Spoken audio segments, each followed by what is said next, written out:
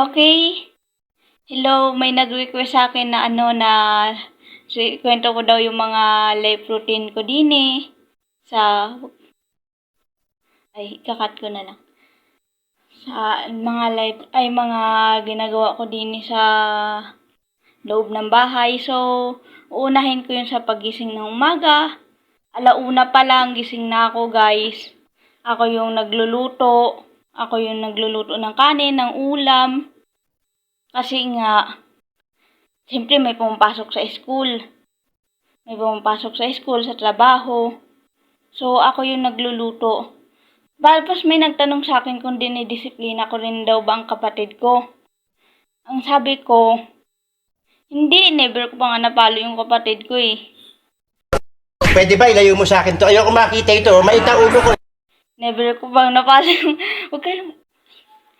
Never ko napalo yung kapatid ko. Mahal ko yung kapatid ko. Ako nga, hindi ako nakakagamit ng cellphone kasi nga, lagi yung kapatid ko yung gumagamit ng cellphone, nag-ML. Siyempre, naaawa naman ako. Ayoko umiyak yung kapatid ko.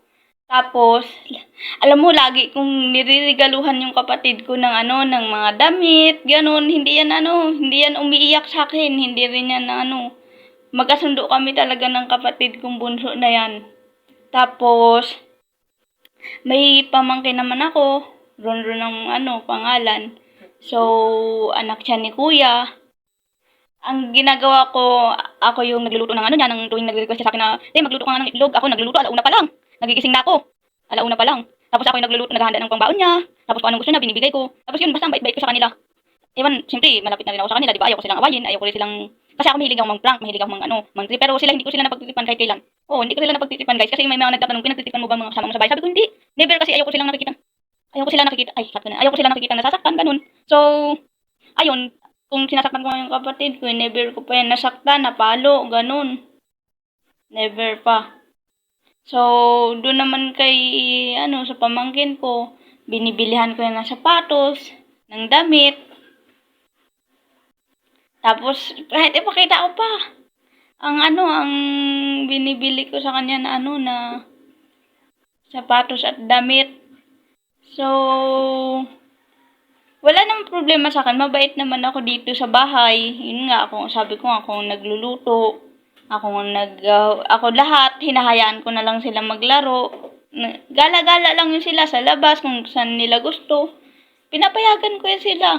Hindi nga yan sila din napapagalitan sa loob ng bahay. Ako napapagalitan dahil sa kanila. Pero okay lang naman sa akin dahil nga, love ko sila. Okay lang na ako yung mapagalitan para sa kanila. Tapos, ayun nga, nagsabi ako ng totoo baka sabihin nyo, nagsisinungaling ako. Hindi naman talaga ako nagsisinungaling. Yung ko nga, yung kapatid ko nga, minsan naawa ako kapag wala siyang mga gamit, kaya lahat binibigay. Ako nga wala isang piraso lang damit ko. Isang piraso. Huwag kayong pataw. Ikakat ko na lang. Ako, isang piraso lang yung damit ko, guys. Tapos yun. Pero okay lang naman kahit isang piraso lang yung damit ko. Tapos, ayun. Kung anong nire-request nila sa akin, binibigay ko. Nagbibigay din ako ng 1,000 sa kanila. Siyempre, yung 1,000 na yun, galing yun sa pinagtrabahuan ko, pinaghirapan ko, ganun. Yung 1,000 na yun, pinag-shopping lang nila, ganun. Sabi ko, masaya na ako dun kahit ako walang-wala. Tapos natutulog ako sa sahig lang.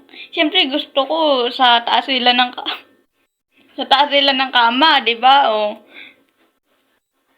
Tapos sila, gusto ko, ayaw ko silang madapuan ng lamok. Kaya ang ginagawa ko, tuwing tulog na sila, pinapaypayan ko sila kahit may electric pan na sila. Kasi nga, ayaw ko sila madapuan ng lamok ayun lang, salamat sa mga nag-request sa akin kung anong ginagawa ko sa araw-araw. And, yung dalawang naman,